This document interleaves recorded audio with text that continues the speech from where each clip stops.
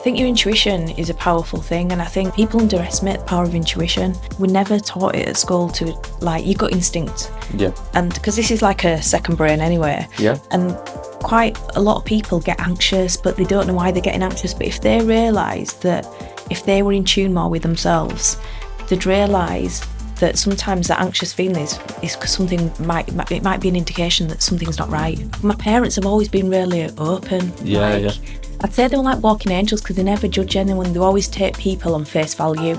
And, you know, with that approach, that's how I looked at everything in life. Oh, that's cool. And like, because even though we were brought up Catholic, they always like said, oh, welcome everyone else, because they're too, like, I always think from the same place. Yeah. Do you know, like, it doesn't matter what you, because there's something in everything. Yeah. What you believe, we've got to be from the same place. Yeah. I think it's learning lessons as well, because it's like learning more about who you are yourself so you can help others and progress on your path and get to where you need to be so that you don't repeat the old patterns of behaviour that you've done in your past and past lives before, because you're getting more aware of who you are so you can help other people.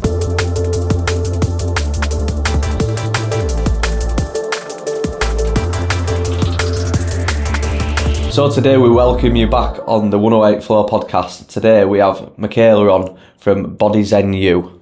And you're going to share your journey and why you're interested and why you've got it off on the ground in this 9D breathwork that is transformational. Oh, thank you, Craig. Thanks for welcoming me here today.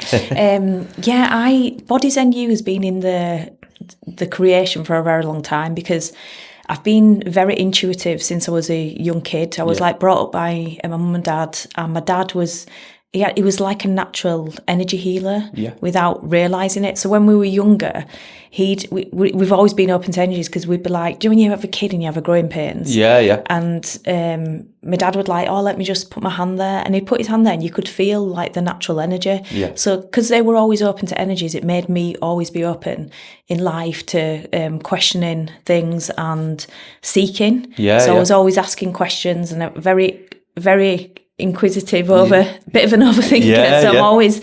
I've always been down that route. So it's been a passion to always delve into that the holistic side of life.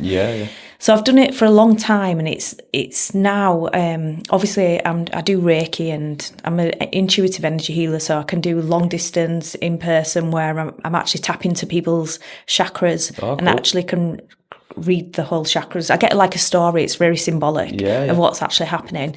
But with the 9D, I've been on this awakening journey for a long time because I was a flight attendant as well. So I was going around the world gathering ancient wisdom by going to different countries, and it opens up portals as well. They say it opens up many portals within you if you're visiting different areas all the time. Because it's like a knowing without knowing, and the more you see, the more it like you delve inwards, and then it kind of like you're joining the dots. So the 9D came into it because I was using all these alternative therapies. The 9D is like, the way I see it, it's like the East meets West. It's like the Eastern ancient techniques are now coming with the 9D into a modern world. So it's like using ancient wisdom, modern technology, and you're taking someone on a full 9D multi-dimensional immersive journey to try and create them to connect with their inwards landscape so they can find out what's holding them back in life. So on this 9D journey, what fascinated me, it's brought in all these different things, and you could bring it to the everyday person that didn't have a clue about all this ancient wisdom and all these holistic ways that might have thought it was a bit crazy. They could come in, put the 9D headset on, and it's in there, it's got guided coaching, it's got hypnosis in there. So when you're becoming, because the whole point of it is that you're taking you out of your mind and into your body, and you're doing you're using conscious connective breathing to get yourself into a hyperventilated state, so that it'll trigger you to release emotions out of your body. That's the whole point of it. So it's doing that. But when you've got the hypnosis in there, you've got somebody. You know, it's guiding you through, isn't it? It's guiding you through, and it makes, as you're getting triggered by the emotions, you become hyper suggestible, so it helps you reframe it. So it gives, when you come out of it, you've got like a different take on that experience that you might have affected you a long time ago. But in there, they've also got like quite a lot of like, different frequencies. So it's got solfeggio frequencies that they're proven across all your different chakras in your body to actually proven scientifically to put you back into balance. Cool. It's also got 432 harmonic tuning. I don't know if you've heard. I've not heard that, no. So basically, they do say that going back in time, a lot of the music was tuned to that frequency. Oh, yeah, of course I have. Yeah, the radio stations, wasn't it? Which was very, it put you in balance with the environment and it gives you more cosmic expansion. Whereas now it's supposedly been altered, that tuning to a different frequency, which takes you away from the natural alignment of your environment. Also in there, it also has binary brain entrainment. So that's got like 2 binary beats that are going across your brain hemispheres. And it's proven to put it back into balance. Yeah. And there's one called isochronic tones that does the same thing, but it's 1 beat. Yeah. So it's really, really powerful. Yeah. So like I said, it's when I've done a lot of healing throughout my life. I'm like I'm 45 now. Yeah. So I've done a lot of intense healing. And when I put the headset on and I did a 9D journey, I was just blown away. Yeah. I just thought this is amazing and it can be brought to the everyday person that hasn't got a clue about healing or this type of therapy. Yeah. Well, that's what I like about it as well, because when we've done it at Dan's shop, haven't we? It's how easy and accessible it is. It wasn't like I've done breathworks before and you get a lot out of them, but you have to put a lot in. Yeah. This were more. I guess there's something for everyone, but I prefer guided meditations, and I felt like it would really ease me in. And it took me back to being a child in childhood, and it took me up to Brimham Rocks, which was one of my favourite places. And it took me on some other journeys, which I'm going to keep to myself. But it were really interesting. How easy it was to get into that state. And the thing is, you don't have to understand it. Like quite a lot of therapies, say like traditional counselling, like there's a place for therapies, and different therapies people will be attracted to different therapies because they'll resonate with different ones at certain times in life. Yeah. But with this whole breath work, and especially the 9D is, because it's taking you out of the mind into the body, it's like a bottoms-up approach. So with the traditional therapies, you might go to it for years and not really get much progression because you're having to go through all your filters and then accept it, realise it and let it go. Whereas with this, you don't even have to understand it. Yeah. You're in the session, like you said, you get memories that come to you. It kind of pulled it up by itself. Yeah. Which is really good, isn't it? And like, when you were having it, can you remember feeling anything in the sessions? Yeah, I felt it, a twinge in my back. Felt it come up. Apart from that, no, it were more the memories that came up, which I quite liked. I got quite a lot of visuals off it as well, which I don't normally, unless I really got to put the work in. So. And the beauty of it is that you're using the power of the breath, with obviously being taken on this 9D journey. It's all natural, and you can actually see visuals, whereas some people might go a step further and maybe take stimulants to actually get them visions, or people might not be able to see it, whereas this is all natural, and that's the beauty of it. I got sent a podcast the other day and they were on about soma breath. That's similar, but they said it's just somatic breath, it's just as powerful as taking psychedelics. It's just, but you're tapping into it yourself, so it's like we are designed to. And the way that I want to break it down is, we had it with my son when he was like, I said, we've got 3 eyes. And he's like, what 3 eyes? And he told kids at school, and the kids going, no, they ain't. And he says, what do you mean? I says, no, it's not like a physical eye that you can see. It is, but the way that I imagine it, I said, Archie, shut your eyes and now imagine a red car. And he went, can you see one? He went, yeah. I says, that's your third eye. That's the way that I perceive it. Is like, you have an imagination. That's all I'd say the third eye is. I know a lot of people blow it up into a big thing, but... Yeah, it's just like, it's being able to connect inwards. Yeah. It's like, I've had it for years. Like, do you know, from being young, when I'd close my eyes, I'd always see things on night time. And the more tired I was, the more... It'd be like, do you know, the geometric shapes that come into pictures and visions. Yeah, and cool. I think the more you practice it, the more it's accessible. Yeah, because it's getting back to that childlike state, in that theta state, which we can all tap into. It's just through practice. I didn't have it all the way through my life. I've been creative and I can see stuff, but more that I've got into meditative practices, the more it's coming up and the more the imagination is there. And that's what we're here to do, aren't we? We're here to pull that imaginary state and create with what we see and then bring it forth. Because don't they say as well that like depending on what you believe, that we live in a holographic universe, and really, how do we know that this is not just the imagination? And when you go to sleep, that's the real thing. Yeah, There's that famous film with Leonardo DiCaprio. I've forgotten what it's called. Oh, is it Inception? Is that what it is? Where they have the little thing that he twiddles and they jump into different realities. I think it is. I watched it. I need to rewatch that. To be honest, I rewatched it and I didn't really get it the first time, but when I rewatched it after, things had happened in life, then I was like, wow. There's some crazy ones in there. No, even rewatching Matrix, I've rewatched that a few times, and there's new things that I see. Yeah, within it. It's amazing what you see when you want to see it. Yeah, because I see it's like Agent Smith. When they say he just turns up, like that can be through anyone, anyone you know, or it can even be us. If it wants to be tap in and shoot you down in what you're doing. So yeah, it's crazy. It really, when you watch that, it really makes you think. Because when I watched it when I was young, I didn't understand it. Yeah, it didn't go in with me. I just thought it was a cool movie, and now I'm like even where, I mean, it might not resonate with everyone, but at the end, I think in middle.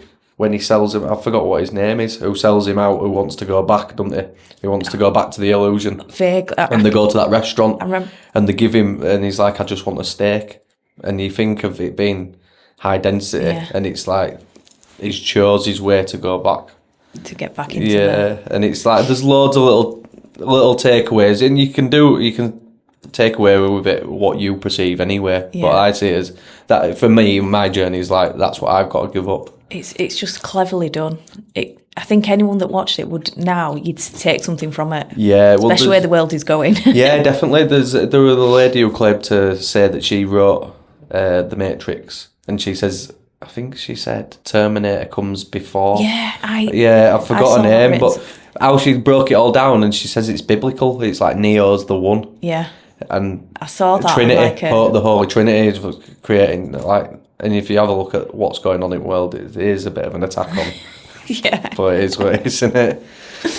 So where did your spiritual journey start then? Is that with like your dad, the energy healing? I think I was brought up in my parents have always been really open. Even though I was brought up Catholic, they were always open to. I'd say they were like walking angels because they never judge anyone. They always take people on face value. And, with that approach, that's how I looked at everything in life. Oh, that's cool. And because even though we were brought up Catholic, they always said, oh, welcome everyone else because they're too, I always think from the same place. Yeah. It doesn't matter what because there's something in everything. Yeah. What you believe, we've got to be from the same place. Yeah. So I think it was having that questioning at a young age and being open to energies. It made me question it more as I got older. Yeah. So especially when I was a flight attendant, I was really drawn to the ancient wisdom. So when I say that, it was I was always wanting to go to these, sacred sites. Yeah. Like Machu Picchu in Peru. So I did the Inca Trail. I think it was 4 days, 3 nights, or was it 5 days? 5 days, 4 nights, or something like that. Really will. Well, I want to go. I will go. Definitely, it's amazing. But so there was that one. I'd been to Australia to Ayers Rock. Oh, nice. And done the trek around that. You could at the time when I went there, you could actually climb it. What is the Ayers Rock, by the way? I've not heard about that. I've forgotten how to say it it's an Aborigine rock that's out in Australia, so it's all to do with the Aboriginal tribes. Yeah. So I ended up going there, and I also I was always drawn to the pyramids. I went to the pyramids in Egypt. Yeah.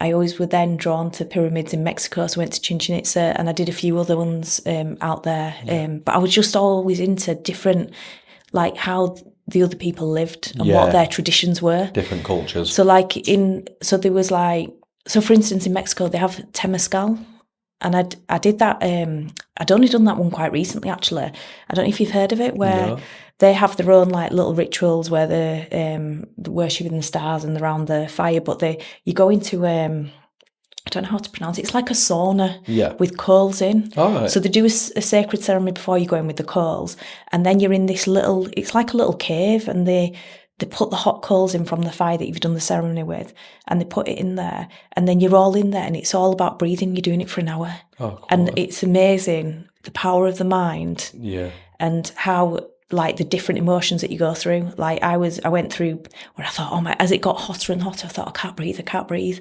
And at the same time, before we went in, I was a bit thinking, God, am I going to be claustrophobic? Yeah. And I'm not a big fan of dogs. And at the same time, they said, oh yeah, we're going in and we're bringing the dog in. And I was like, oh, and it was pitch black. And I was like, oh my God, all I can think about was this dog. Oh my God, what if it comes near me? And then you're having to breathe. And then they're doing the, do you know, the shamanic drums? Yeah. And it's getting hotter and hotter. And it is sometimes a bit like mind over matter. And it just shows you that you are in control of your own body and your own mind and your own thinking and your own life. Yeah. So doing that as it got hotter and hotter, I was like, oh my God. So I went through all the emotions. I went straight into past lives. I was seeing past lives when I was in this Indian tribal ceremony. It was crazy.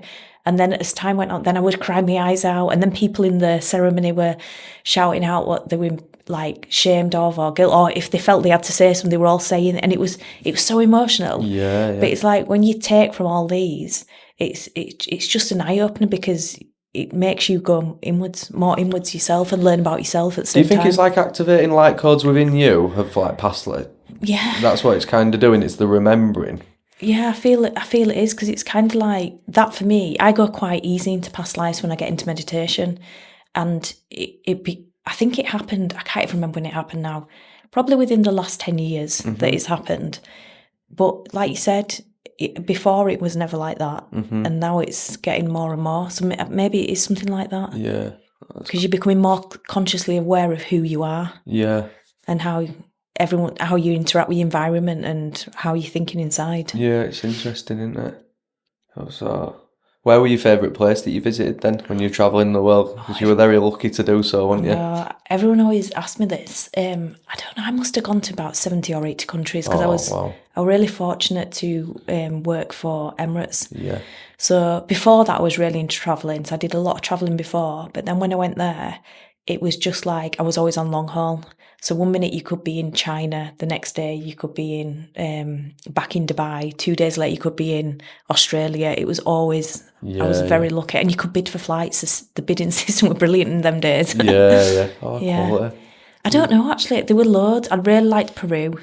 I don't know, there's loads. Like Petra, have you heard of Petra in Jordan? No. Where's that? That's like, Jordan, do you know, like I've Indiana Jones? Yeah.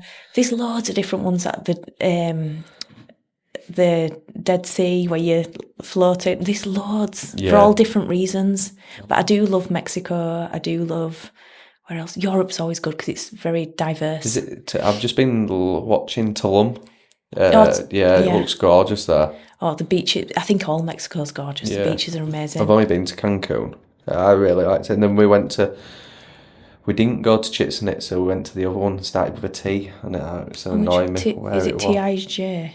Yeah, I think so. Because because Zoe went right into going to Chichen Itza anyway, and went, we'll go to one close, which we should have just gone to Chichen Itza. There were about 40 minutes. Yeah. I'll tell you where I went to one called Uxmal. All right. That was in a bit further up to it was on the peninsula. Yeah. I don't know, they've changed it a little bit since I went. Yucatan Peninsula, and it was on the further north of Merida, that way. And it was like the Hunger Games when you learn about the history. Yeah. It was oh my gosh. It's crazy, isn't it? Yeah. But no, I definitely want to go travel. I think South America's where I really want to go, and Egypt. Egypt's good. South America, I've done Rio. Have you? A bit of Brazil. Oh, I'd love to go to Rio Carnival. I've not done that, but I'd like to do that. But there's a lot of, like you said, South America, like Argentina, and loads of other places that look amazing. Oh, yeah. What's going on to it? What's your biggest fear that you've overcome? Oh my gosh, I can't. You asked me this last time, didn't you? And I can't remember. You don't have to answer, because for anyone who's watching as well, this is the second time. Yeah, because the first time, and we're going to be open and honest, it went into slow motion. So I had no audio, and it was just in slow motion, because at first it was like 8 hours, so we're doing it again. Yeah, and we aren't even prepared. We didn't give me any questions this time. Well, we're just going off at bat. Do you know what? I don't know, the fear. I have when I said I'm a bit with animals. Yeah. And in terms of the dogs, when I did that Temescal, I feel a bit more calmer with dogs since I did that, and that with through breath work. I don't know, I have quite a lot of fears. I remember the rats. Yeah. Rats were one of my biggest fears. All right. And I've noticed, because last time I came to you, I remember now, it kept happening. I kept seeing rats. So they were like, I was in a park and they were near the water, and I usually would be like, and I didn't really flinch. I just thought, oh, there's a rat there. And then I was driving down near White Rose, and one of them jumped out across the road, which was random. and I was more concerned about killing it. Yeah, it got away.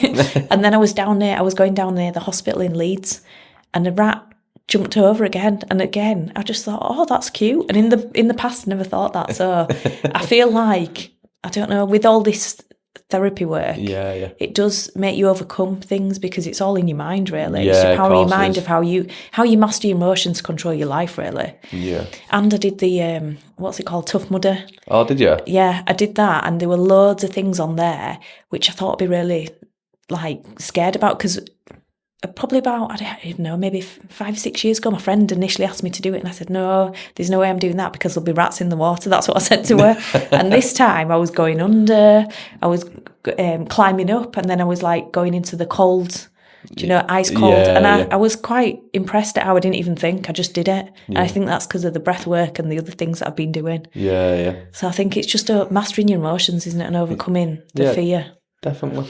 So what have you found also challenging on this spiritual awakening? Because you said it's been going on a long time.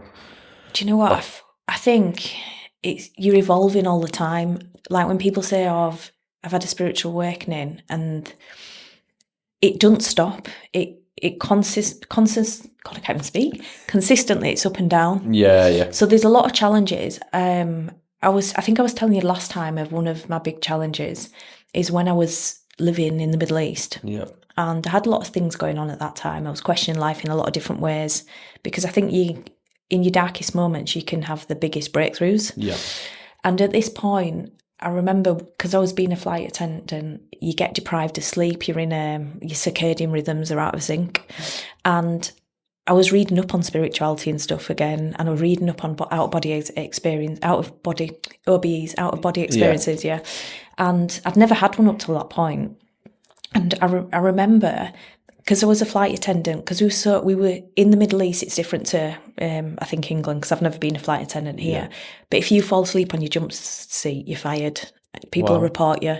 So you get, you at attention, even when it's 3 a.m. in the morning and you want to sleep, you can't. So your body's wanting to go to sleep, but your mind is saying you've got to stay awake. So when you get to a point, I was really bad at sleeping. So there were times where I could work and I might be up 30 hours, because I might have gone to, I don't know, Dubai. We used to do a route, Dubai, Sydney, Auckland, Sydney, Dubai.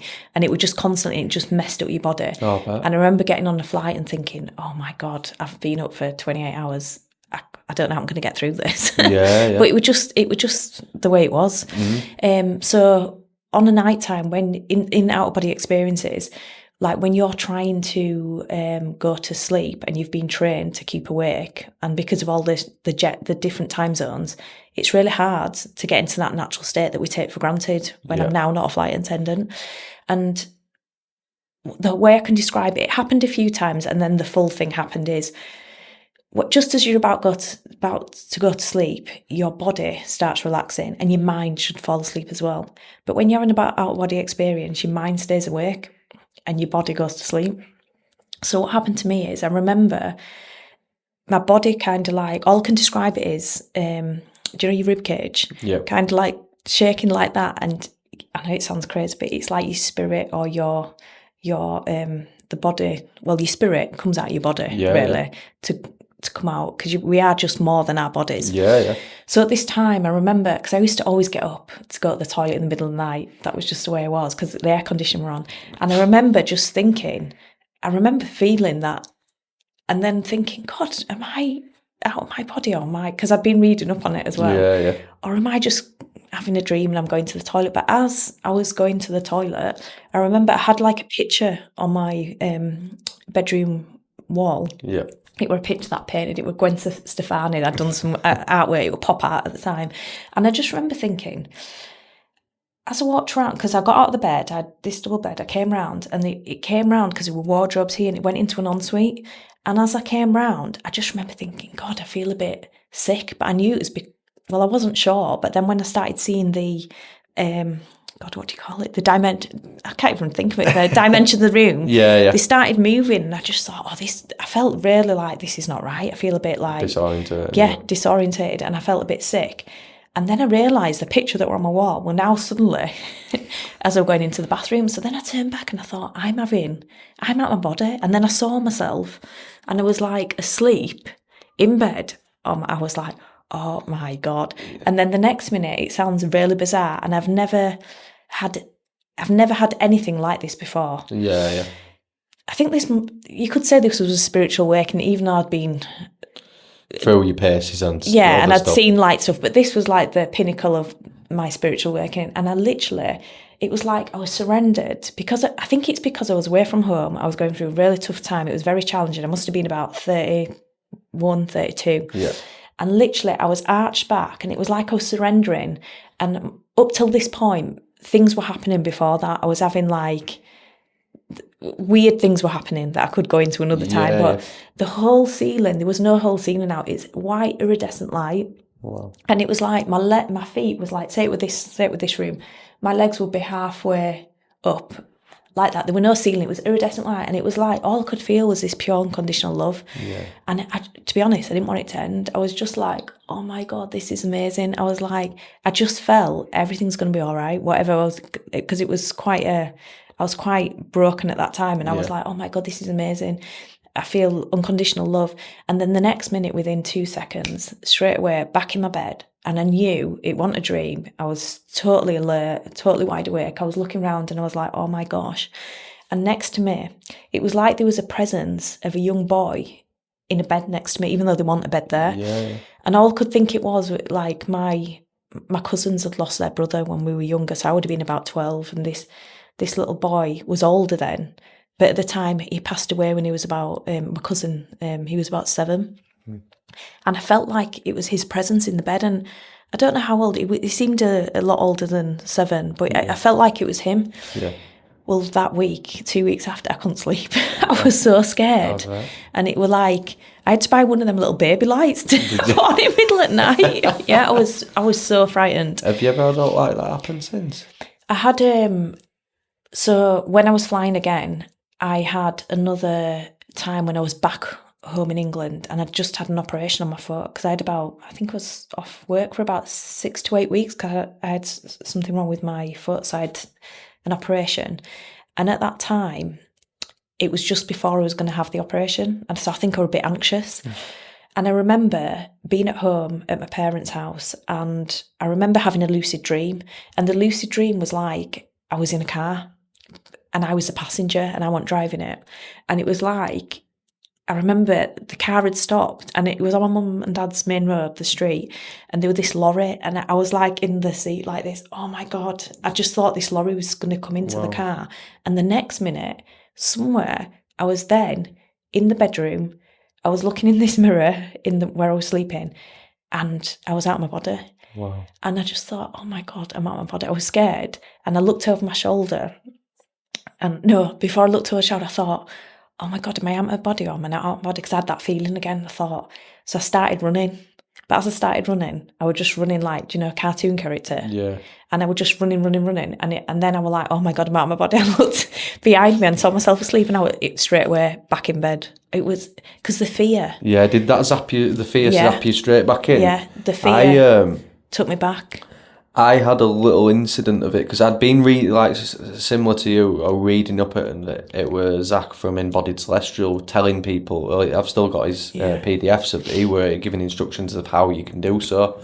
So I was practicing that for a while, and then I'd stopped, and then when Tilly were born, I had to come back. I'd stayed overnight. We'd had a rough night anyway. Yeah. I came back, sat and meditated for an hour or so, and then I'd felt myself go. I came out of my body.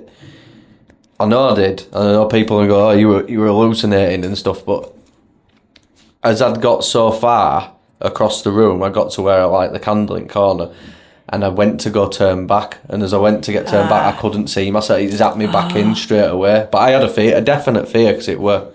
I think fear breaks it, doesn't it? That. Yeah, it's not, because that's what how you said it as well. It starts vibrating. That's what his technique is. He says, get a pillow under your legs, lay still as you can, and you're gonna trick yourself into going to sleep, but your body's gonna stay awake. And you've got to he says it's gonna take about a month or two for you to keep on doing it. It's impossible when we've got kids running into. Oh yeah. So I'd like to have a go at it again, because they say that you can perform all sorts, can't you? To me, when I did that, I tried a little bit, but because I was in that sleep deprivation all the time, I think it came easy, because I haven't really tried that method before, because it was like when I was going to sleep on the night, I was then coming out of my body. Whereas I've done the astral travel when I do 9D, and it's a bit, I don't know, it's a different feeling. Yeah. And even in meditation when I've done it, it's different. But I can't explain it, but I don't know if it's because I was so sleep deprived. Well, totally different to anything. I find it really funny as well, because when you watch cartoons and stuff, when they say like that you hallucinate these mirages and stuff, and you're like, is that hallucinating, or are they just seeing something else? Yeah. It makes you question the mind, doesn't it, to what the mind's possible, what's possible. Because it's like, the way I see it, I know it's like when people pass away, this is my belief. Mm-hmm. I do think there's a higher power, but I just feel it's a higher vibration. So it's like people liken it to going to a different room, but I feel like it's still here on Earth, but in a higher vibration, if that makes sense. It's hard to. No, that's how I perceive it. That's how I perceive energies all around. Like I can hear them all the time.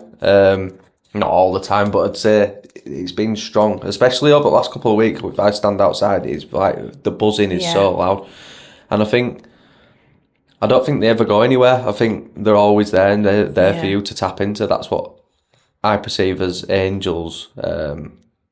Angels are just angles of light that we can't perceive. Well, I can't perceive anything. I know you've said that you can see stuff. I can't unless I've had psychedelics. So yeah, I've had like times in my life where other things have happened to me, and like sometimes, like not so long ago actually, I go to meditation on a Monday night. Yep.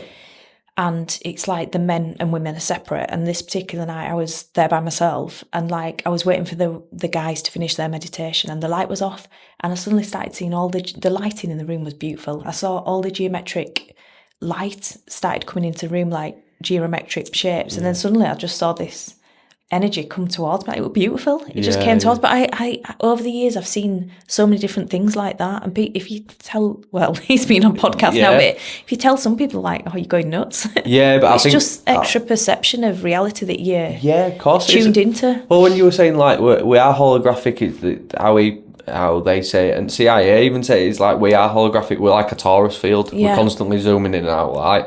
So when it's coming in, like I still question it today, like when I did a meditation early hours of this morning, because I feel like I've been out of balance with myself, not keeping up to it. And when this feeling of blissfulness comes in, and you can feel it rise up, and it goes into your heart centre, and it has done well. You're telling, that's why I know you're not bullshitting me when you're telling me these stories, or guests that are coming on. I know that I'm intuitive with it.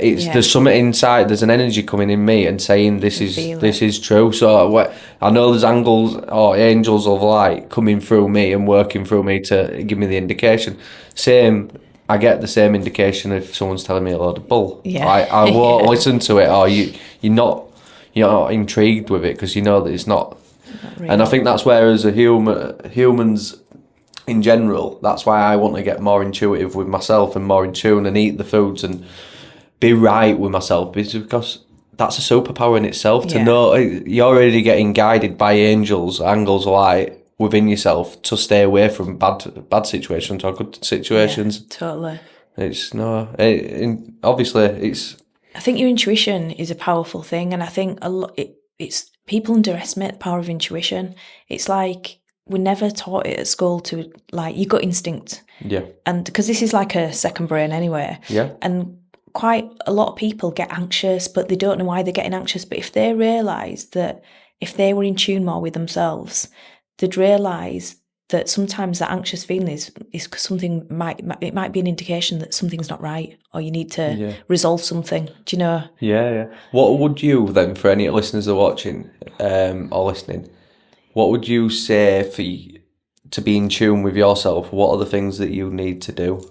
Or you On a regular? Yeah. See, it's having that balance in life. Yeah. And I'm not saying I'm the best person. No. I'm really good at helping other people, and sometimes I'm not the best myself. But, yeah. So I don't know. I think you need to have time for yourself and time for self-love, because if you can't connect with yourself, how are you able to connect with other people and have them personal or professional relationships when you can't even connect with yourself because you don't know yourself?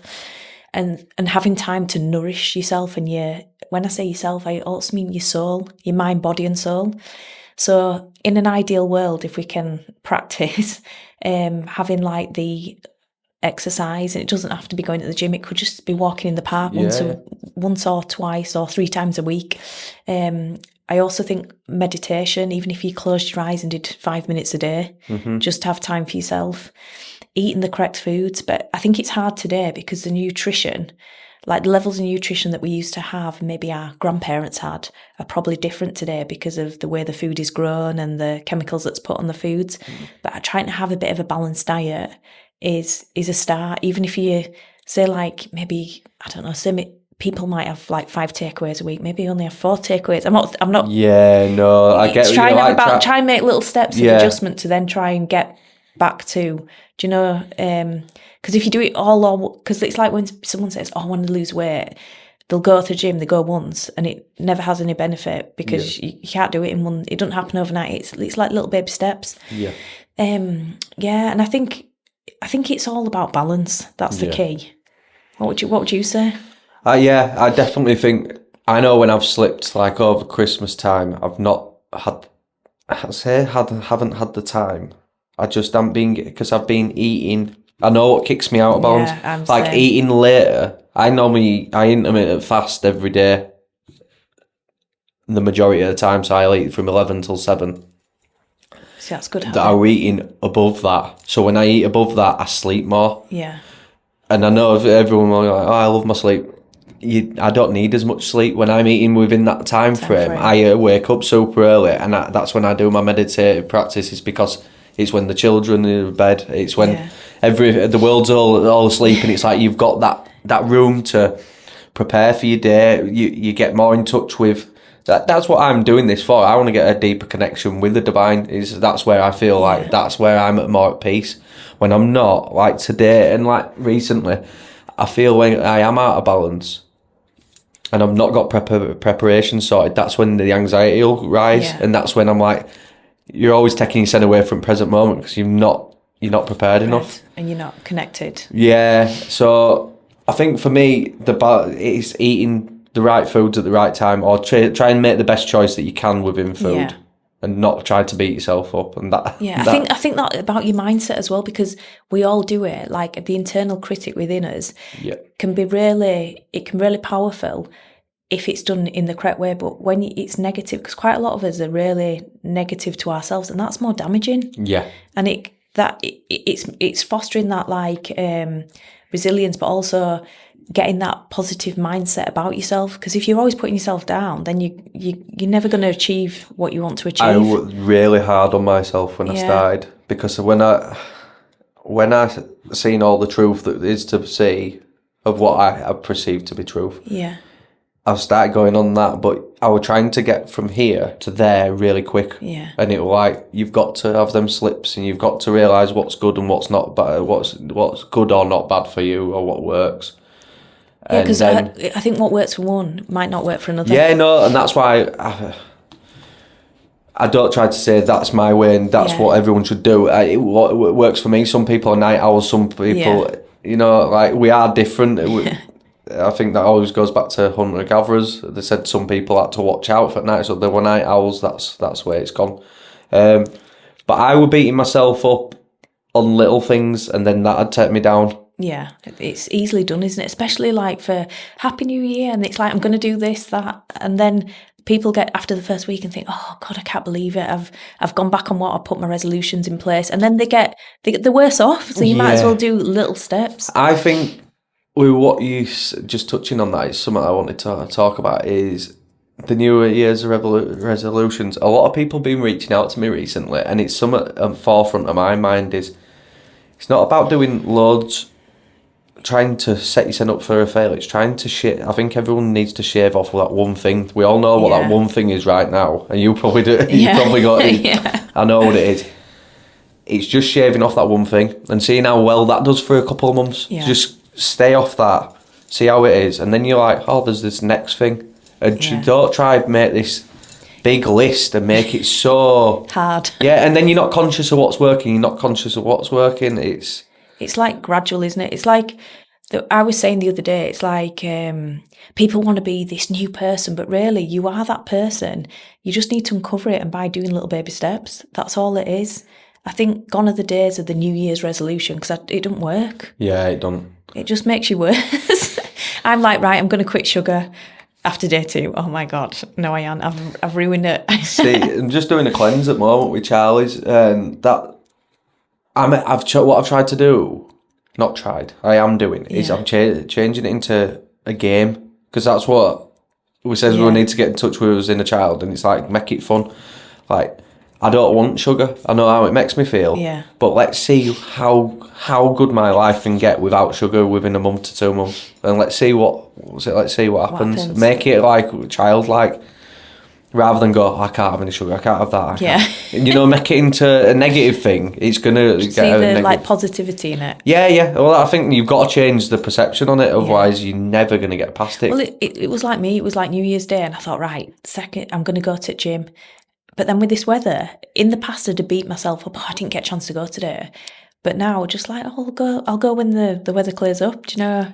That's what's beat me up today in my head. Because when I got up really early and did my meditation, I said, we're going to come in and do my workout, which I normally do. And I didn't.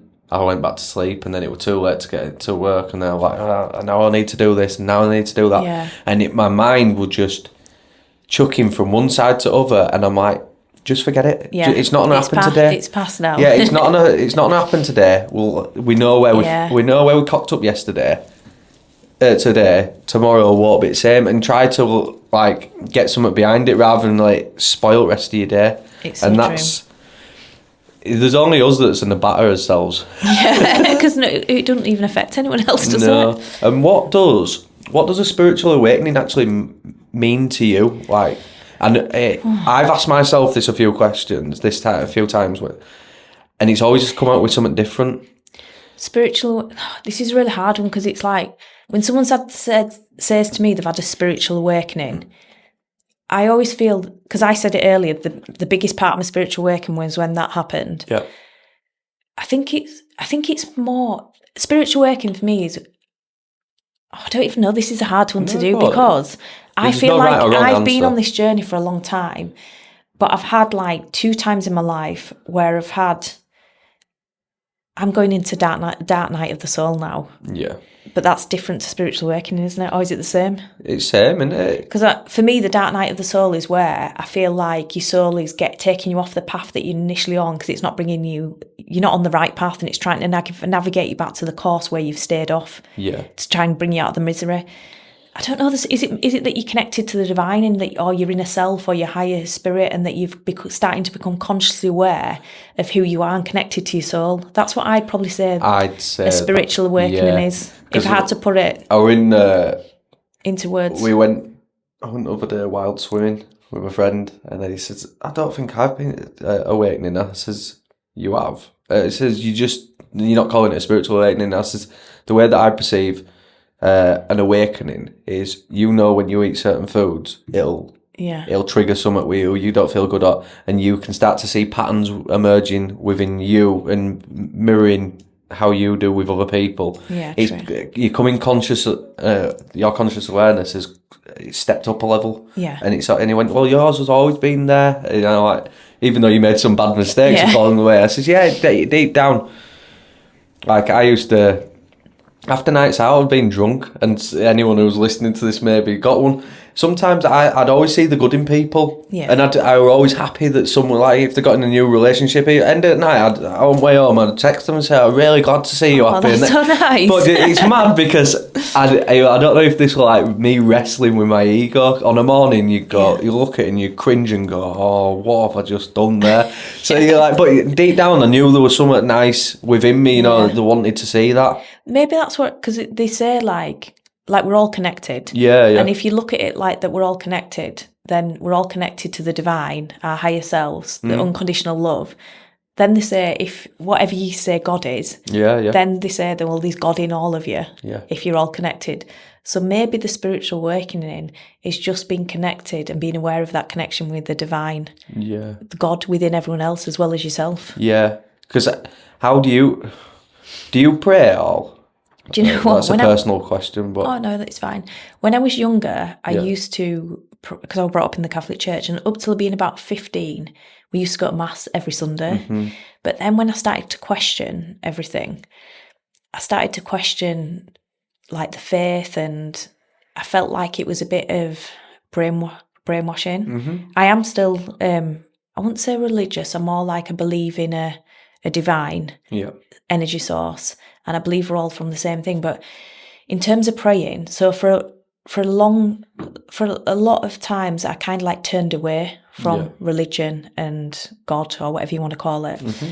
And then when I travelled around the world, I was lucky enough to travel to all these religious places. So I actually did go to, let me think now. So I've been to the Vatican. I was lucky to go to, I never went to Mecca, but I flew into Mecca because I used to work out of Saudi. I also went to the Wailing Wall, do you know, in Israel? Yeah. I also went to see, where Jesus was laid in Israel. Yeah. And I kind of I realised that there was something in everything. So as I got older, then because I started looking at other religions and tried to, because I lived in the Middle East for how many years now? On and off, 7.5, 8 years. Cool. I learnt a lot about their faith as well. Yeah. Like the pillars and things. Like we just got taught it with Emirates, and when I lived in Saudi for a bit. So I kind of I realised that there's something in everything. And there's times in my life now, and when I try and, because everyone always says practice gratitude, which I always try and practice, but I do now and then, I do pray. Yeah. It's not consistent, but when I did travel around the world as well, I'd go into the churches, and because I always found that peaceful. Yep. So I'd always say a little prayer for my family, but these times, as I've got older, I've turned back to it, because I do believe that this higher energy force, or this universe, it responds. Yeah, it's got you back, and the way I know how to connect to it is through prayer, which would be the Our Father, because that's what I was brought up in. Yeah.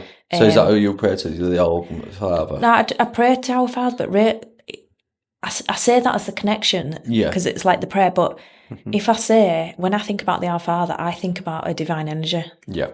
So yeah, I do pray sometimes, but not all. I'm not consistent. No, I try to pull it in. Because I do believe there's something greater than us. It's answered. Some of my prayers have answered. Like how my spiritual awakening came about through prayer, and when I were on my knees with it all came through. And then I've had certain situations in my life where that I couldn't control, that I've asked for help, and things have really turned round, and then it's unlocked someone else, and they went on their journey just through it. And so there's definitely some. Yeah. For sure. I don't know if it's all the divine, but I don't know also if you're praying to your highest self. Yeah. So the best version of you is trying to merge the gap between you and... I feel it's all the same thing. Yeah, I feel like it's just a higher energy, and is that connecting within and with your higher self just part of the higher energy, like the unconditional love that we're all... Yeah. Brought into. That's what I would say. It's cool, and that's also what I like about. I was thinking about it today with one of my friends, because one of my old friends had reached out for some help, and I said he's worried because they're trying to put him on meds and stuff. And I says, just stay off at meds. Yeah. And I says, look, there's all these other answers for you. I says, there's stuff that I haven't even tried, but there's stuff that I've tried that you might work out for you. Yeah. Or you can find your own way once you start opening certain doors. And that, when it sank to me there, is why I like being spiritual rather than religious is I aren't telling you how to go and heal yourself. I'm showing you a couple of ways, and then you find your own way. It's whereas religion is a bit of a construct, and I don't. Like when I've spoke to other people, conditioning. and they want money. They're a bit scared when you say breath work, or because it's like, oh no, you're not allowed to do that. I'm like, well, why is it available to me then? If God, well, you do believe in a God and He created us. Yeah. Created us to be able to tap into that. Why would He put something in us that He doesn't? Well, it's natural as well, isn't it? Yeah. I've had. That's what one of the probably questioning that I had was if there's like something like breathwork. Yeah, is it? I don't want to say, but like the certain religions, they ask if it goes against but if it's your own innate breath and it's free. And it's you're in control of it, then like you said, you should be able to do it regardless, and you shouldn't be controlled. And the other one is like it says your temple. You got given a temple. This is your temple, and it's you to keep clean. And churches or whatever it may be, religious places, houses, they're saying you can only come here and pray, and I don't. That's when I don't. I understand. I don't resonate with it at all. But I think that's when, as I was travelling around the world and I questioned everything, and that's when I realised for me it was all about the spiritual and the higher energy rather than an actual person, if that made sense, because it don't make sense. No. Well, I think it is just an energy, isn't it? It's just an energy form that we can tap into. There's obviously something greater than us. Definitely. Like working this algorithm, because as soon as I step out of alignment, things just don't First happen. time I've heard it say that, this algorithm. That's good. I just think it is an algorithm, and I've like the power of fasting lets me know that is, because when you get through the difficult parts and you're just on a water only, there's things that the day just goes so easily. Do you know, I tell you, I was watching, it was so interesting. I've forgotten what it was called. A slice of, I can't remember. My friend sent me it. And I was watching about the people that live near the Himalayas. Oh, yeah. I don't know if you've seen that documentary. And there's a nun that she goes travelling, and all she's got is a backpack, and she's travelling all around the Himalayas and going to all these spiritual, sites. Yeah. So there's that one. And then there was another one where they live like really high up, and there's hardly anyone in their like village, and they have to choose whether to be a nun or whether to get married. And if they choose married, like they get abducted. They call it get abducted by the other person, the groom's family. Yeah. And it takes them away from their family. But all their family is a simple life. All they do is they all work together, like, doing the harvesting. The kids don't get an education. Yeah. But then if you go and be a nun, it was so interesting because it wasn't like the nun what we perceive a nun to be, looking out at religion. It was all about going round and learning about the ancient wisdom and manuscripts that are in these different places of worship, and some of them it talked about, which were fascinating. I don't know, you'll have to watch it. I'll have to send you it. You'll have to send it. So there were these nuns at this particular place, and they were known to meditate all night. So they sat up all night, they didn't sleep. Wow. And one of them said that someone that she knew going back had actually got to that whole enlightened level that she'd evaporated or something. And it's hard to believe that but it made sense when you watch this documentary how it's possible from how they lived their life. I've seen it when the monks do it. They'll go into fire and they'll just they don't scream out. They just they exit the body. There's some that say that they turn into rainbows. It's amazing.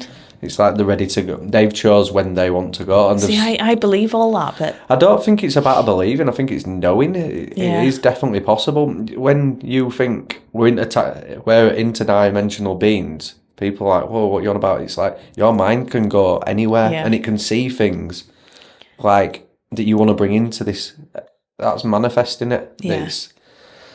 It was fascinating. It was just like, oh my God, this is so interesting. There's more that I need to watch, but it's like interesting. Oh no, it's cool, isn't it? So who's it aimed at, the 9D then?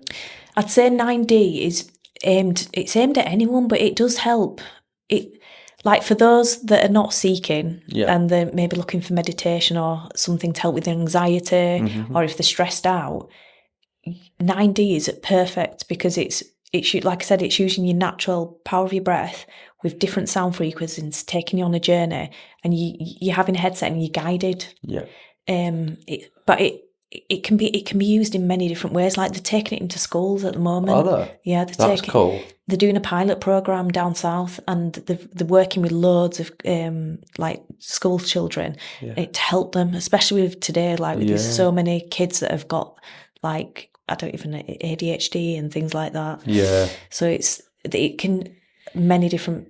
Anybody really. Yeah. So if you're anxious, you've got stress, you're feeling stuck in life, and you're not sure where you want to go, and you don't know why you're stuck. Yeah. It can be subconscious. So just being on this, it can release things that you didn't even know that was actually holding in your body. Yeah, that in your fascia and all the rest of it. Is it then, I know you work down at a cancer ward, don't you, that you do volunteering. Have you tried the 9D with them? No, I've not. I did it with the staff. I lied. Actually. I did it with the staff and they found it really, really amazing. But where I was working, the ward closed in the summer. It's only just coming back now for reconstruction because we were having like redecoration. So the cancer patients coming back in. But at the moment, I just do energy work and Reiki on them. Yeah. How do they find that then? Do you know what? They find it really relaxing and gives them a lot of pain relief. That's another good one for people. I've worked on people, not on the cancer wards, but also outside the cancer wards where they've had back pain. One guy had back pain for 10 years. Had this session, the back pain went. Wow. My friend, she had back pain every morning because sometimes people have back pain and what they don't realise, it can be... I've forgotten how it can be like what they're holding on to inside. So it can be actually pain that they're holding on to inside, or it can be a secondary benefit to something else that they're holding on to. And they hold it, it's like a bit of do you know, like when kids have them comfort blankets? Yeah. It can be like something like that. So they always hold on to it. So that always reminds them, without them realising, of the trauma that they've had. Yeah. So when people can't believe that emotional trauma can hold in your body in something like back pain. Yeah. So my friend, she'd lost her mum about, I think it's just gone 2 years, or was it a year? And she'd had back pain every morning. And I did a session in, I think it was October. The back pain's gone in the morning. Wow. My friend, he had pain in his knee. He'd just had surgery on his knee, and he's a runner. And I went to see him on the Friday, and he was like, yeah, I hadn't been able to run yet. And he had pain in the knee. We did the session. I said, how's your knee? And he went, oh, the pain's gone. Yeah. And then 2 or 3 days later, he went to see a consultant. He was back running. Quality. It can shift. Have you looked into the healing circles that they had in America early on? They used to have women. They used to they call them witches now because that's what I'm understanding. Going back to, is it there was a book called The Crucible in Salem? Yeah, it's like that time because when people are going, oh, they were witches, they were just herbalists or they were energy healers. They were called witches because it's easy to throw them under the bus now. But there were healing circles, and I think they banned them in America, of where they get a patient that were maybe having severe back pain, and they get 5 or 6 healers around them, and they'd work on them, and there were records of them being completely healed after. Well, in a past life, I was meant to have been a witch in a past life. Yeah. But I think a lot of people that are deemed a witch in a past life are like now bringing it into this life and going back to the energy healing. Yeah. But just what you said about America there, I don't know if you remember, I can't remember exact days, but they used to have holistic schools going back, and they used to use energy machines in the hospitals to actually help the patients be relieved of all these symptoms that we have, these illnesses that we have today. And what happened, a famous family came in, and they actually brought in the pharmaceutical industry, and they brought a lot of, I've forgotten what I read it on one of the groups. I know exactly what family you're about. They brought in a lot of the friends on different boards, and in the end they all voted and ended up closing down these holistic Yeah, because skulls. they all used to have rooftops as well, didn't they? And they put them out in sunlight. Oh, I didn't know. Yeah, I didn't know that. It's just. But it's amazing, like, if people look back in history, and they see what was there going back in time, to what's not there now. Well, we've severed his connection. That's 100%. Like, if you watch any animals where we're told not to look at the sun, that's what all animals do. They all ground and they all stand at the sun. And it's, again, I watched the other day gazing. when it were on about the Sphinx over there. So it's showing you it's completely grounded and it's looking at the sun. But it's all told it's nonsense and it's woo woo. Church bells as well. Yeah. I did a bit of sun gazing last year, and the energy that you feel after. Oh, it's amazing. Yeah, and it's just. Well, it's like when people, and I used to think, oh, I go on holiday, I feel amazing. And what I realised is it's having my feet on the ground, in the water, and like being in the sun, because that is what people don't realise. But as an energetic being that we are, we're not just this. We are nature. Yeah. And that we need that to balance out and nourish ourselves. Because we are, it's to do with the water as well, and like the energy from the earth. We need to have the electricity running around us to replenish our battery. We're like a battery. Yeah. And people don't realise that. Well, that's what's interests me is like the pH level of yourself. You've got to keep it alkaline. Yeah. And that's where you're energetic. But if you look at all food that we eat, it's acidic. Everything's acidic. And the things that I've got more into is realising why I was getting a lot of acid reflux off a lot of food, and it's like I'm not supposed to be eating it. If that's doing the supermarket is full of. I'm a worse one, but it's full of processed food, and it's really hard to eat clean. Do you know what? It's found it's easier. It's the sugar. If the sugar goes, if the sugar is going, I'll be pretty much. I've looked how much it scrambles my brain. I'm the same. Because I think about it. I think about eating it too much through that day. So it takes so much brain power. I'm like, and once I have it, I have dry mouth straight away. I'm gasping for a drink, and I feel like crap. I'm like, why? It's like an addiction, though, isn't it? Well, they said it is number one. It is the number one drug. It's like supposedly like heroin. Yeah, and it's available. In terms of addiction. Yeah, and you go for a chocolate bar. Well, if you go to a petrol station, see, I'm already saying chocolate bar. I said petrol station, chocolate station. But it's all strategically put where you're going to be standing and queuing. They're not stupid. It's all marketing and branding, isn't it? And we fall for it every day. Yeah, so but it'd be interesting. It's interesting because I think everyone's starting to get more consciously aware of these foods and what they're doing to us. And the more that we get in tune with ourselves, who knows? And I think, I don't know if you remember this, but when I was at school, I remember the first time they said, oh, do you know, genetically modified, this was going back now. Yeah. Genetically modified food, you're going to be able to make our own. And it was sold to us like it was this amazing thing. But when you think about it, that's not natural. They've been playing about with it for years though, because once I went on this journey and I were looking at everything, bananas that we eat, they're not, if it doesn't hold a seed, it's GMO'd. Oh, it's. And then I went down to watching Dr. Sebi, and I was like, he's just like, everything's like a kiwi, and that wasn't a thing. Pineapple, not a thing. He's like that, and he went through them all, and I'm like, he's bullshitting. And you go Google it up, and it's quite scary. Right. Everything's GMO'd to a point. But if it hasn't got a seed, you shouldn't be eating it, because that's grapes. Every single grape on the shelf. What should we be eating these days? Well, it's anything that can reproduce, because that's God. That's like, the divine did everything to make sure it could reproduce, and everything that doesn't reproduce, it's something that we've had a hand in. Do you know, when you look at it like that, when you said the divine, everything that's made to reproduce, it's amazing when you look at that unique intelligence of that energy that's created this world. When you look at all the geometry, to like even like look, the bees and the honey and like the flowers, and it's incredible, really. If you look at it, if you take yourself out of this world and look from above, it's genius. Yeah, well, I've said we don't really appreciate it, one because of the we're most in it all the time. Sophisticated games ever, because it's like, if there's any illness, there's a herb for it.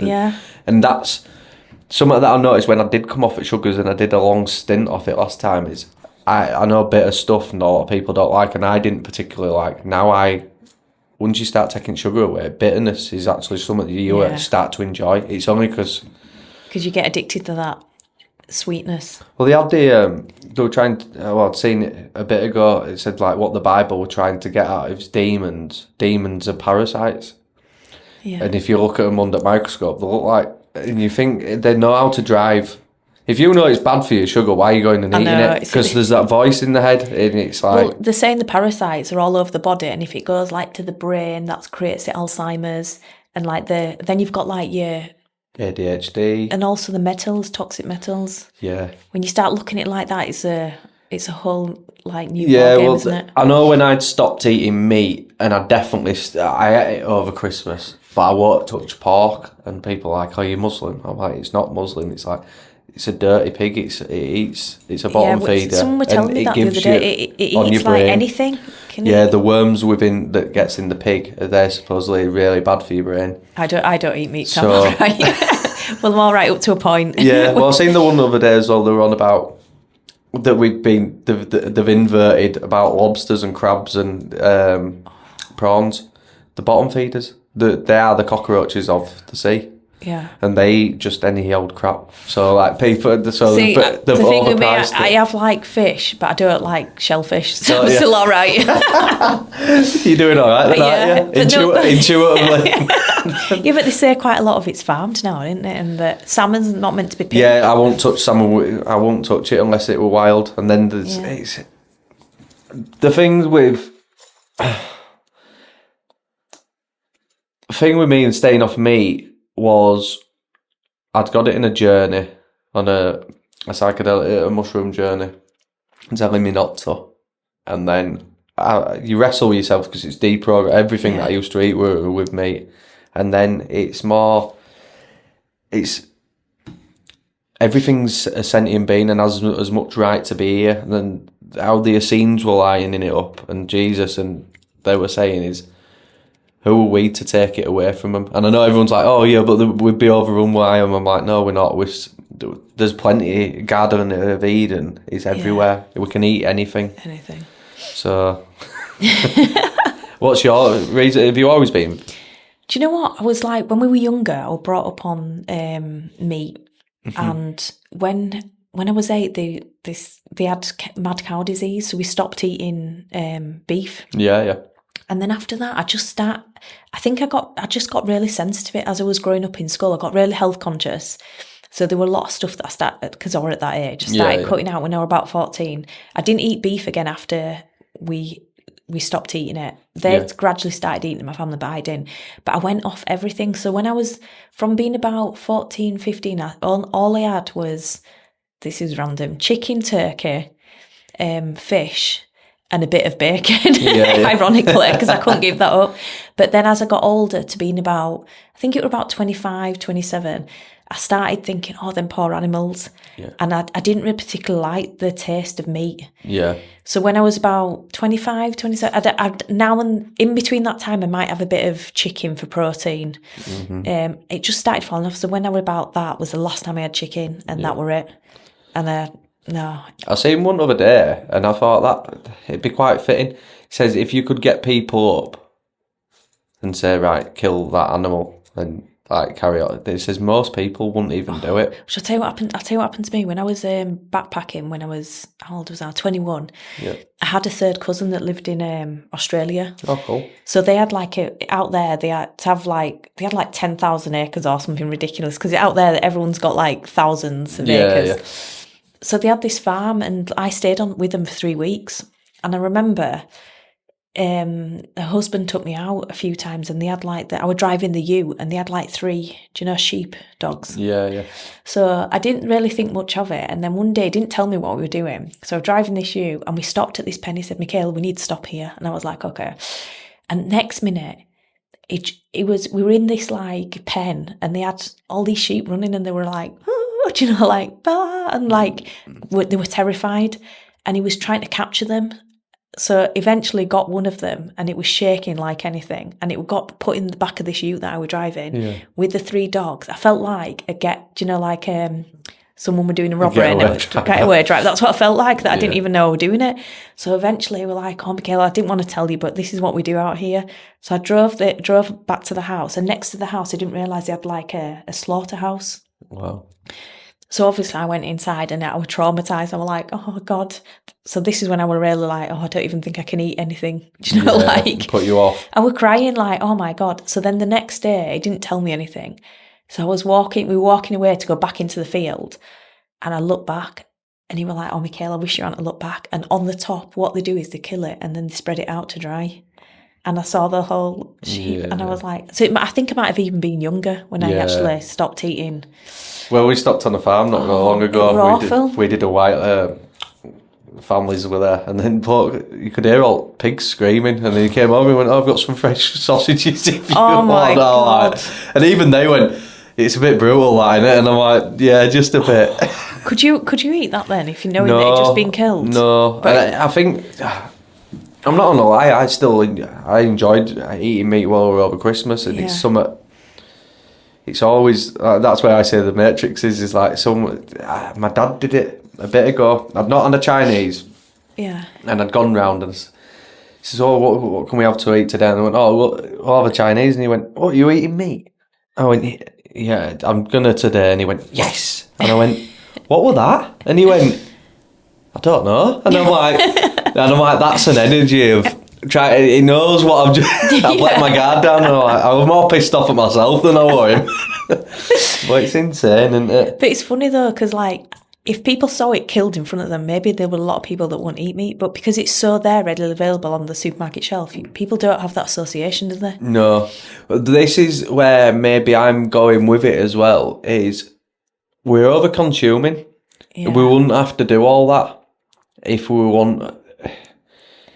That's where I want to see us at as a unit, and it kind of goes through my head. We only eat as much as we need, and not have like the extra or be greedy. Yeah, it's the food wastage as well. But it's a product of design, isn't it? Yeah. It's like it keeps everything ticking over and everyone busy because there's too many sectors to it. I know I'm jumping, but it's a bit like fast fashion. Like everything is consumables, isn't it? And it's like it's ready available. Yeah. So people don't value things as much as they used to do maybe in the past when you couldn't get stuff. Yeah.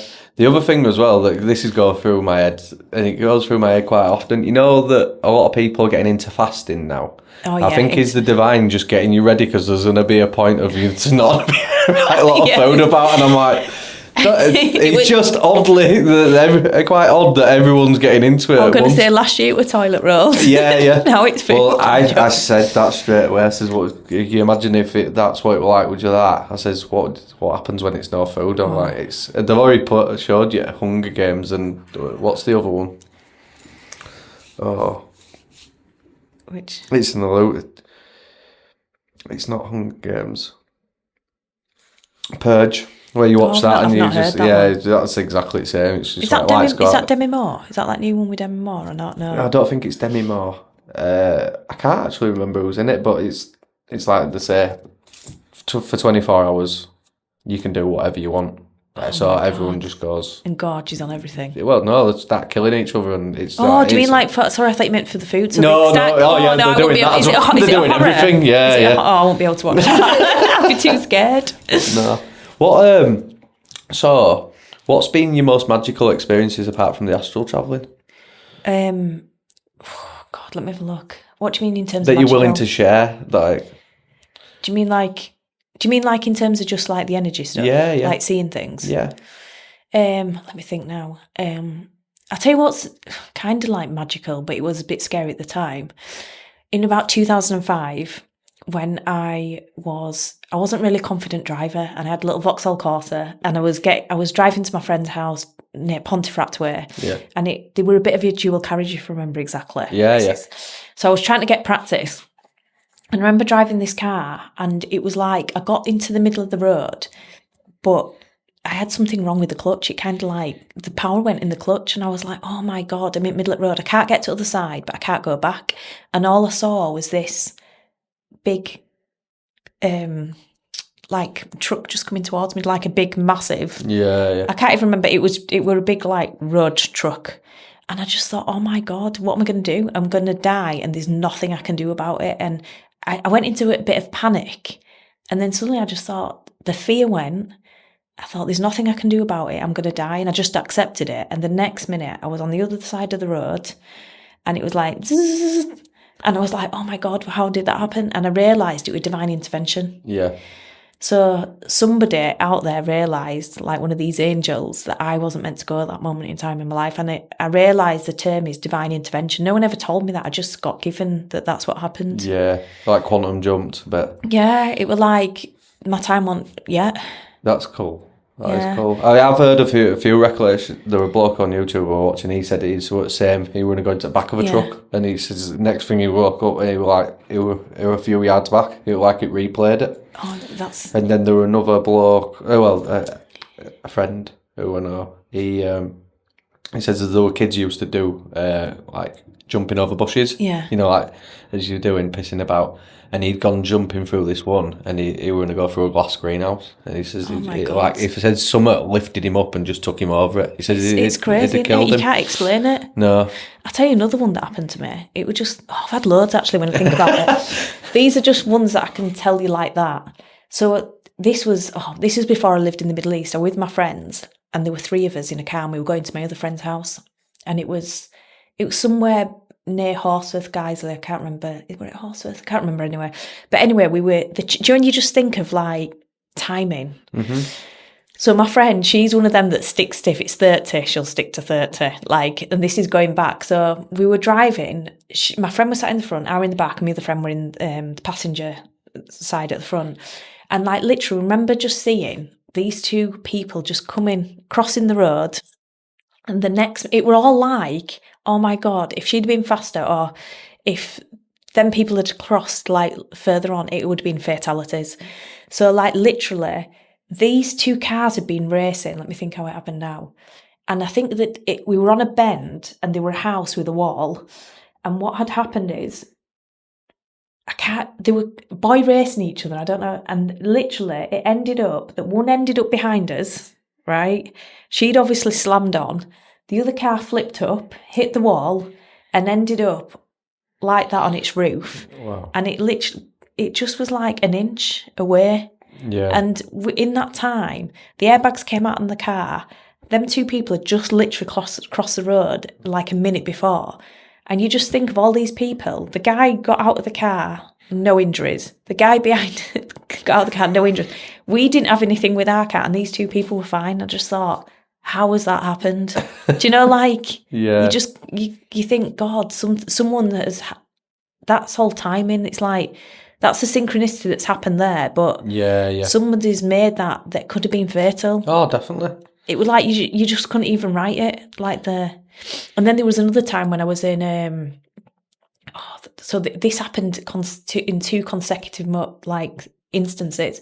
I was going to see my friend, one of the crew had an operation. He was in one of the private hospitals in Dubai, and I'd come back from the college I think I was actually at the airport. It was late at night, it was about 10:30, and somehow don't know how I did it, but in Dubai I was really tired. I'd come off a long haul flight, and like there was when you turning down, like, do you know, this off a main street, I don't know if you see Shakes Hydro, it's got like 6 lanes going across. Yeah. When you're coming off the feeder roads, they have like little poles like that. All right. They're really, really small. I don't know how it happened, but I clipped it, and my car did like it was like, it did a 180, it went 180, but obviously I knew how to get back. So, and luckily on that 6 road, because it was quiet, there were only a few people there. Yeah. So I was just thinking, oh my God, I don't even know how I've had nothing happen to me in the car. So anyway, I got to this hospital, and when I got into the hospital, it was so weird. So I came in, my friend was like laid on the bed. As I came round, it was like there were loads of glass shelves. There were like a sofa here, and I just sat on the end. And I don't know why, there was a duvet on the sofa. So I had the duvet just like me like that. And the next minute, I just heard this, and it was like someone had shot the shelf. It expanded, into thousands of pieces, and it came round like... It was like, say like it was there. Yeah. It came round like that, and there were big chunks. And like, I couldn't believe it didn't even hit me. It didn't hit them. I don't know what it was. It was just mad. Like, is that the kind of thing that you're on about? Yeah, or do you mean more like where I've seen the energies? Because I see energies all both. The time. Yeah, no, it's interesting. I can't explain it. When like, you said that, it blew up. When I said blew up, it was like someone had shot the shelf, and the shelf had shattered into millions of pieces. There were big chunks. It were like someone had shot it, because some of the pieces and the amount of glass, we had to get moved to another hospital. No, I believe room. you just triggered. You just couldn't sometimes explain things don't happen to you, but we went to a caravan holiday with my family and my brother's family, and I got a pint, and I shouldn't be drinking. So I got it, and we were drinking anyway, and it was by itself, and it just exploded on the table. It's mad, and went everywhere. They knew that I wasn't anywhere near it, and I'm like, well, that's a sign. Yeah, well, that's what I thought. Well, like, it just exploded as I walked in, but I don't know if it was the energy that I was emitting at that time, because it was that time when I'd had that out of body experience. It were all happening at the same time. You seem to go through spurts, don't you, when it's happening? Yeah. And do you want to share up on the dark night of the soul? Do you think you're still within that, or is the hope that you want to share upon it, or do you want to? Do you know what? I can share upon it. Yeah. I probably got to a point in my life where I don't really want to go too much into it. Yeah. But it got to a point where things were happening, and it was like what I said, like to you before, like sometimes I didn't realise at the time, but sometimes you can get to that place because your soul is crying out for help, in the fact that it's on a path that probably is not the right path for you anymore, and you're probably going to stay on that path, and you're probably struggling, but you can't get off that path, so it kind of like takes you away from that path, if that makes sense. Yeah. And uncovers a part of you to try and help you connect back to yourself, because it was a point in my life where I got to a point where I was so disconnected from me, because it was easy to go along with the reality rather than to go along with someone else's reality and in the reality that I was living in, rather than to connect to myself and think, oh my God, this isn't right. This isn't right for me at all. Yeah. So it was a point in my life where it was probably about 2019, now into 2019, where I probably might not have been here. Yeah. But I literally, when you realise that life is a gift, and that we're here for a reason, then it gives you a different focus and perspective of the way forward, if that makes sense. Yeah, no, cool. Yeah. So where do you think it all lies for you now? Where do you think it all fits in? Do you know what? I think we're all always evolving. Yeah. With myself, I try and help people the best I can at this moment in time. I'm doing the 9D to try and help people so that they can overcome things that they might not know that's where they're getting stuck in life, or even like getting rid of trauma out of the bodies and helping them so that they can see where they're going in life. Maybe they need to be moved onto a different path. Yeah. What I try to do myself, especially because I'd never shared that with you before, but with that, I just try and find peace in me every day, and try and help others find peace in theirs. Yeah, and that's beautiful. Who knows where that will take me? Will it be a long term? Will it be? Who knows? Because I just think life's a journey, and if I look at my life so far of how many different things I've done, because I haven't always just been a flight attendant, I've done so much more before. Yeah. I never know where it's going to take me, and that's the beauty of life. It's all about the journey, not the destination, isn't it? Yeah, it's not. We're not supposed to have it all figured out, are we? Yeah. And I think what a lot of people say is just follow the thing that excites you most. Go follow that. Yeah. And as long as you're putting some good in the world, it's like a feedback loop, and whatever you're putting out is going to come back. Yeah, because it's all that energy, isn't it? Like if you're putting negativity out, then eventually that's going to come back to you. Because it's always like the positive and negative. Yeah. If you're putting it out, then it'll come back to you eventually. It's like I don't want to say karma, because I don't even do we realise it's karma? I definitely say it's a feedback loop in itself, and it is a karmatic wheel. But I think it's learning lessons as well, because it's like learning more about who you are yourself, so you can help others and progress on your path and get to where you need to be, so that you don't repeat the old patterns of behaviour that you've done in your past and past lives before, because you're getting more aware of who you are, so you can help other people. Yeah. No, but definitely. Yeah. Is there anything else that you'd like to add? Just want to say thank you. Thank you for coming on again. Yeah. Let's hope it records this time. It has recorded. Oh, it has. But thank you for coming on, Michaela. Oh, thank you for allowing me to come here today and share the story. No problem at all.